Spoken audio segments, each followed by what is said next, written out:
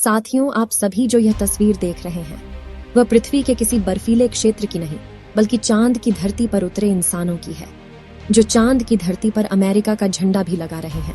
दोस्तों, 54 साल पहले अपोलो मिशन की लॉन्चिंग ने भी हर किसी को अचंभे में डाल दिया था। यह वही मिशन था जिसके तहत पहली बार इंसान ने अपना प्लेनेट छोड़कर चांद की धरती पर उतरा था। अपोलो मिशन में commander Neil Armstrong, commandant module pilot Michael Collins और lunar module pilot Buzz Aldrin शामिल थे, जो एडवेंचरस सफर की शुरुआत में तो बहुत ही ज्यादा एक्साइटेड थे, लेकिन चांद पर कदम रखने से मात्र चंद मिनट पहले उनके साथ कुछ ऐसा हुआ कि धरती पर मौजूद नासा मिशन कंट्रोल सेंटर के सभी वैज्ञानिक सदमे में आ गए। यहां तक कि इन एस्ट्रोनॉट्स को लगने लगा था कि अब पृथ्वी पर कभी लौट ही नहीं पाएंगे। तो आखिर चांद की सतह पर क्या हुआ था उनके साथ? उन्हें किन किन मुसीबतों का सामना करना पड़ा और क्यों उम्मीद खो देने के बाद भी ये धरती पर सही सलामत वापस आ सके?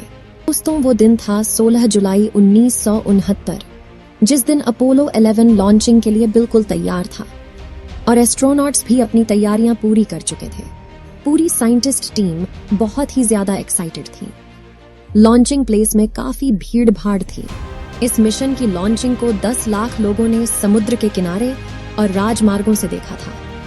वहीं घरों और ऑफिसों में मौजूद 7 करोड़ लोग अपने कामों को साइड करके लाइव प्रसारण के जरिए इस ऐतिहासिक मोमेंट का गवाह बन रहे थे। ऐसे में यूएस प्रेसिडेंट रिचर्ड निक्सन भी वहां पीछे रहने वाले नहीं थे। व्हाइट हाउस में मौजूद टीवी पर उन्होंने लाइव अपोलो मिशन को उड़ान भरते देखा था। कई साल की मेहनत और रिसर्च के बाद नासा ने वह कर दिखाया था। यह मिशन सुबह 9:32 पर लॉन्च किया गया, जो पृथ्वी की कक्षा में सिर्फ 12 मिनट में ही एंटर कर गया था। इसके बाद पृथ्वी की परिक्रमा पूरी करते ही SIVV थर्ड स्टेज रॉकेट ने उसे चांद के पथ पर अग्रसर कर दिया। इसके 30 मिनट बाद में रॉकेट सैटर्न वीक स्पेसक्राफ्ट से अलग हो गया और स्पेसक्राफ्ट बिल्कुल सही गति से अपने दिशा की तरफ बढ़ने लगा। फिर आया 20 जुलाई का दिन, जब मुख्य यान कोलंबिया से लूनर मॉड्यूल अलग हो गया। कोलंबिया में माइकल कॉलम अकेले रह गए थे और वहां से निरीक्षण कर रहे थे कि लूनर मॉड्यूल कैसा परफॉर्म कर रहा है। लूनर मॉड्यूल में नील आर्मस्ट्रॉन्ग और बज एल्ड्रिन भी मौजूद थे। दोस्तों, 20 जुलाई को चांद की सतह के बेहद करीब पहुंच गए और तीनों एस्ट्रोनॉट्स 4 दिन के सफर के बाद अपनी दुनिया से निकलकर चांद की इस दुनिया में बहुत उत्साह महसूस कर रहे थे। जब सबको लग रहा था कि हर एक चीज यानी सब कुछ प्लान के मुताबिक है, तभी तीनों एस्ट्रोनॉट्स को पता चला कि ईगल निर्धारित समय से 4 सेकंड आगे चल रहा है। हमारे लिए 4 सेकंड का समय भले ही कोई खास इंपॉर्टेंस न रखता हो, लेकिन अंतरिक्ष में हजारों किलोमीटर की स्पीड से चल रहे यान के लिए बहुत घातक साबित हो सकता है और उसे उसकी डेस्टिनेशन से मीलों दूर पहुंचा सकता है। इस 4 सेकंड का मतलब था कि ईगल निर्धारित की गई जगह पर लैंड नहीं करके कहीं और लैंड करने वाला था। अब चंद्रमा की हर जगह स्पेसक्राफ्ट को उतारने के लायक नहीं है। वहां बड़े बड़े गड्ढे और ऊबड़ खाबड़ सतह मौजूद है, जहां से टकराकर ईगल क्रैश भी हो सकता था। यह ऐसी सिचुएशन थी कि दोनों एस्ट्रोनॉट्स के पसीने छूटने लगे, क्योंकि यहाँ उन्हें पृथ्वी से भी हेल्प नहीं मिल सकती थी।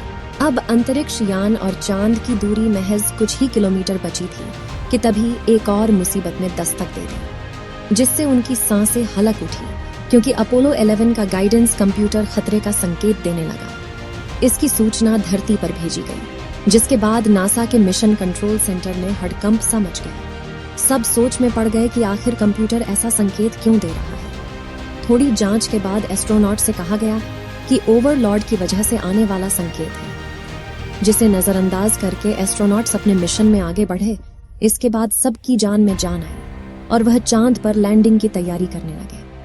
तभी नील आर्मस्ट्रॉन्ग की नजर बाहर गई। उन्होंने देखा कि ऑटो पायलट कंप्यूटर एक बहुत बड़े गड्ढे के पास यान की लैंडिंग करा रहा है।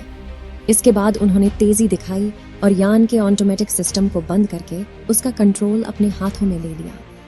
फिर उन्होंने ऐसी जगह ढूंढना शुरू किया जहां अपोलो यान को बिना किसी नुकसान के उतारा जा सके। आखिरकार काफी मुश्किलों के बाद चांद पर कदम रखने का समय आ ही गया और 20 जुलाई के दिन 20:17:39 IST पर ईगलियन की चंद्रमा पर सही सलामत लैंडिंग हो गई। इसके बाद नील आर्मस्ट्रॉन्ग ने लैंडिंग की सूचना कोलंबिया में मौजूद माइकल कॉलिंस को दी।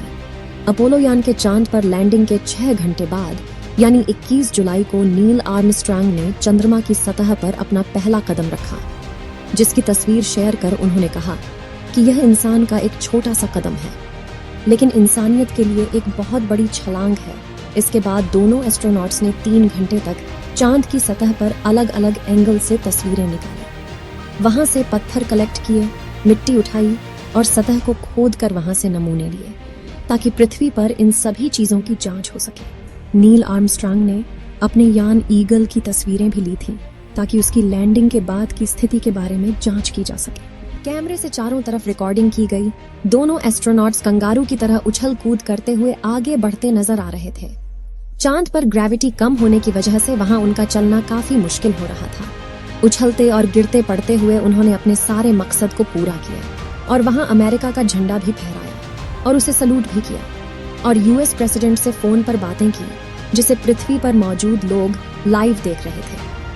वह बहुत ही गर्व का मूवमेंट था, जिससे न सिर्फ नासा और यूएस के सीने चौड़े हो गए, बल्कि इसे पूरी दुनिया के इंसानों द्वारा हासिल की गई एक बहुत बड़ी अचीवमेंट के तौर पर देखा गया। इस लाइव प्रसारण को कम से कम 60 करोड़ लोगों ने देखा था और वे इतने हैरान थे कि उन्हें अब भी अपनी आंखों पर यकीन करना मुश्किल लग रहा था। सबके मन में उस समय यही चल रहा था, लेकिन अभी भी इस मिशन की मुसीबतें खत्म नहीं हुई थी। झंडा फहराकर एस्ट्रोनॉट्स जैसे ही मुड़ते उनके सामने कुछ ऐसा हुआ जिससे उनको लगने लगा कि अब वह चांद पर ही अटक चुके हैं और धरती पर कभी लौट ही नहीं पाएंगे। असल में कम ग्रेविटी की वजह से अंतरिक्ष यान के फ्यूल पाइप का प्रेशर जरूरत से ज्यादा बढ़ चुका था और फ्यूल कन्वर्ट होकर बर्फ का रूप ले रहा था। यह प्रेशर इतना बढ़ चुका था कि अंतरिक्ष यान कभी भी ब्लास्ट हो सकता था और यह ऐसी स्थिति थी जिससे एस्ट्रोनॉट्स की सांस रुक सी गई। लेकिन 2.5 घंटे चांद पर घूमने के बाद उन्होंने देखा कि अंतरिक्ष यान के पाइप का प्रेशर कम होने लगा है और बर्फ पिघलनी शुरू हो गई है, जिससे उन्हें सुकून महसूस हुआ। लेकिन उनकी यह खुशी ज्यादा देर तक नहीं टिक सकी, क्योंकि एक और मुसीबत इनके सामने खड़ी हो गई। असल में अंतरिक्ष यान के दाहिनी ओर एक स्विच टूटकर नीचे गिर गया था, जिसकी वजह से शॉर्ट सर्किट होने लगा और उस हिस्से की पावर कट हो गई। काफी ढूंढने के बाद एडविन के हाथ स्विच तो आ चुका था, लेकिन उसे ठीक करना एक बड़ा चैलेंज था। जैसे तैसे करके उन्होंने उसे ठीक किया और पृथ्वी पर लौटने के अपने सफर की शुरुआत की। इसके बाद 24 जुलाई के दिन अपोलो 11 पृथ्वी पर लौट आया था। उनके स्वागत के लिए यूएस प्रेसिडेंट खुद गए थे और इन एस्ट्रोनॉट्स के सम्मान में पार्टी भी रखी गई, जिसमें कई देशों के पावरफुल लोगों को इनवाइट किया गया। तीनों एस्ट्रोनॉट्स ने कई देशों का दौरा भी किया, जहां से उनको बहुत और सम्मान मिला। दोस्तों, ये थी चांद पर पहली बार जाने वाले इंसान की अद्भुत कहानी। इस वीडियो को एक लाइक जरूर करें और अपने मित्रों तक इस वीडियो को शेयर करें, ताकि उन्हें भी जानकारी मिल सके। इसी तरह और भी वीडियो को देखने के लिए अपने भरोसेमंद चैनल को सब्सक्राइब जरूर करें और बेल आइकन को ऑल पर सिलेक्ट करना बिल्कुल ना भूलें। वीडियो को अंत तक देखने के लिए धन्यवाद।